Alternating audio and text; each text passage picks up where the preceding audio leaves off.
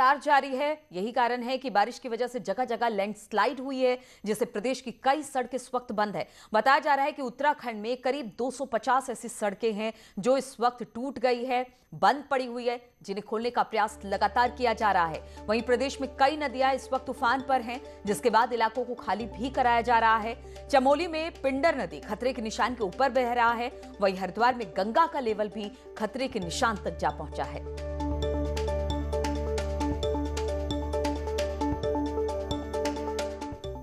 और खबर पिथौरागढ़ से ही लेते हैं, जहां पर पिछले 6 दिन से बारिश लगातार जारी है, लेकिन अब थोड़ी सी इसमें कमी आई है। लेकिन बीते दिनों हुई तेज बरसात से जनजीवन को खासा प्रभावित किया है। जिले के 52 सड़कें बंद है। मुख्यालय को जोड़ने वाला NH 125 6 दिनों से बंद है और यही वजह है कि चीन बॉर्डर को जोड़ने वाली लिपुलेख रोड भी जगह जगह बंद पड़ गई है। 6 दिन के बाद पिथौरागढ़ के कुछ इलाकों में आज बारिश हल्की सी रुकी हुई है, लेकिन इन 6 दिनों में यहाँ के लोगों ने काफ़ी तकलीफें झेली हैं। अगर मैं बात करूँ NH की, तो NH छठे दिन भी बंद है, जिसे पिथौरागढ़ की लाइफलाइन कहा जाता है। यही नहीं, दारमा घाटी को जाने वाले सभी रास्ते बंद हैं। कंचोती पुल टूटने से पूरी की पूरी दारमा घाटी का शेष दुनिया से संपर्क टूटा है। इसके अलावा लिपुलेख का जो बॉर्डर की रोड है, वो रोड भी बंद है। वो रोड भी जगह जगह भूस्खलन के कारण बंद पड़ी है। इसके अलावा दर्जनों मकानों में मलबा घुसा है। तो कुल मिला के ये कह सकते हैं कि 6 दिनों की जो बारिश थी, सीमांत जनपद पिथौरागढ़ के लोगों पर भारी पड़ी है। विजयवर्धन उप्रेती, न्यूज 18 पिथौरागढ़। और अल्मोड़ा जिले में लगातार बारिश से जनजीवन पूरी तरह से अस्त व्यस्त हो गया है। अल्मोड़ा घाट पनार हाईवे 3 दिन से बंद है। वहीं 6 से ज्यादा सड़कें बंद है। बारिश के कारण दर्जनों गांव में बिजली की आपूर्ति ठप पड़ गई है। वहीं सियालदे के निदोन नदी में बहने से एक व्यक्ति की मौत हो गई है।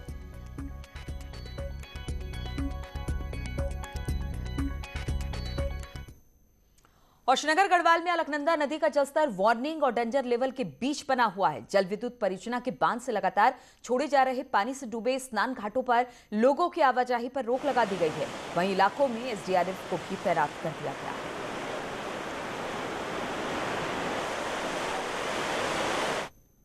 और पहाड़ों पर लगातार हो रही भारी बारिश का असर अब मैदान में भी साफ देखने को मिल रहा है।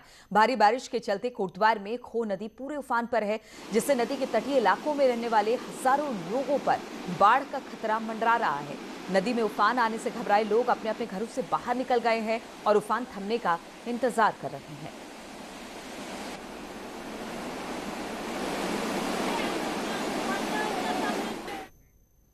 और पिछले 5-6 दिन से पहाड़ में हो रही बारिश के चलते बनबसा टनकपुर में शारदा नदी का जलस्तर भी बढ़ गया है, जिसके बाद प्रशासन ने बनबसा बैराज पर रेड अलर्ट जारी किया है। बनबसा बैराज से 1.5 लाख से ज्यादा क्यूसेक पानी की निकासी की गई, जिसका सीधा असर उत्तर प्रदेश के 2-3 जिलों पर पड़ेगा। पानी निकासी के साथ ही बैराज प्रशासन ने उत्तर प्रदेश के पीलीभीत, लखीमपुर खीरी जिले के प्रशासन को इस बात की सूचना दे दी है।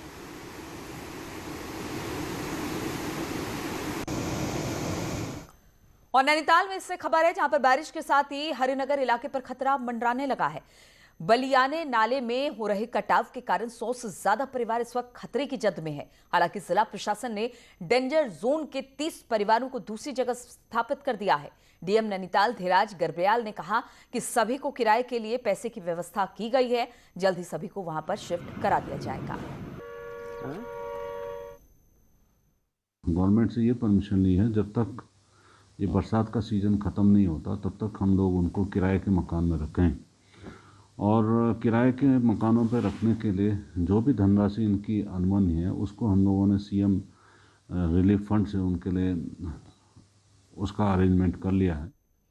और पहाड़ों पर हो रही बारिश से बरसाती बीन नदी में जलस्तर बढ़ गया है। वहीं पर कई लोग जान जोखिम में डालकर इसे पार भी कर रहे हैं, जो कभी भी बड़े हादसे में तब्दील हो सकता है। हालांकि प्रशासन ने इससे लेकर सख्ती बढ़ा दी है।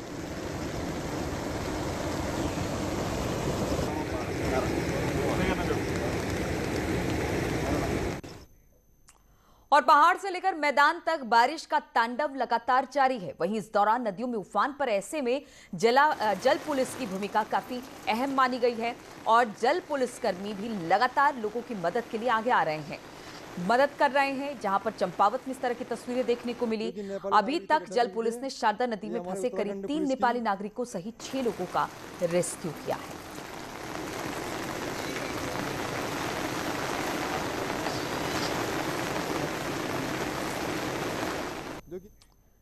और सीएम तीरथ सिंह रावत हरिद्वार पहुंचे, जहां वो शांति कुंज के स्वर्ण जयंती समारोह में शिरकत कर रहे हैं। आपको बता दें कि शांति कुंज की स्थापना के 50 साल पूरे होने पर स्वर्ण जयंती समारोह का आयोजन किया जा रहा है। वहीं कार्यक्रम में शांति कुंज प्रमुख डॉक्टर प्रणव पांड्या भी मौजूद है।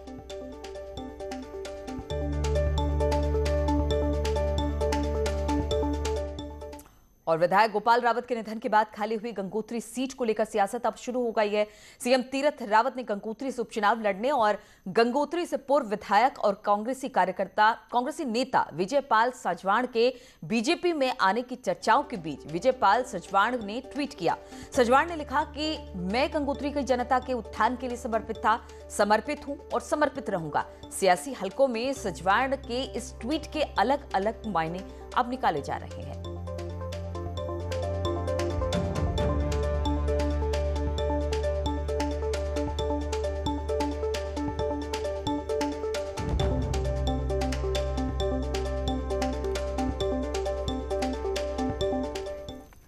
और 21 जून को विश्व योग दिवस की तैयारियां पूरे जोर शोर से चल रही है और इसी कड़ी में योग गुरु बाबा रामदेव ने योग दिवस का रिहर्सल किया और 21 रोग को 21 योग से दूर करने का मंत्र दिया।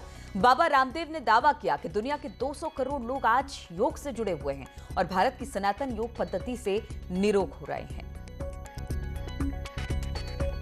छोटी छोटी बीमारियों से लोग मर रहे हैं और योग से हम इन लाइफस्टाइल डिजीज को और यहाँ तक कि genetic BP, sugar, thyroid, type 1 diabetes, ankylosis, asthma, arthritis, rheumatoid arthritis, SLE, मेसोटोमन डिजीज तक को हमने क्योर कर दिया। तो मैं कहता हूँ सबसे, चाहे लाइफस्टाइल डिजीज हो, चाहे जेनेटिक डिजीज हो, चाहे इनक्योरेबल डिजीज हो, कम्युनिकेबल, नॉन कम्युनिकेबल डिजीज हो, फिजिकल, मेंटल डिजीज हो, योग फॉर बॉडी, माइंड और सोल, योग for all and free for all, ये आत्मनिर्भरता का अभियान है।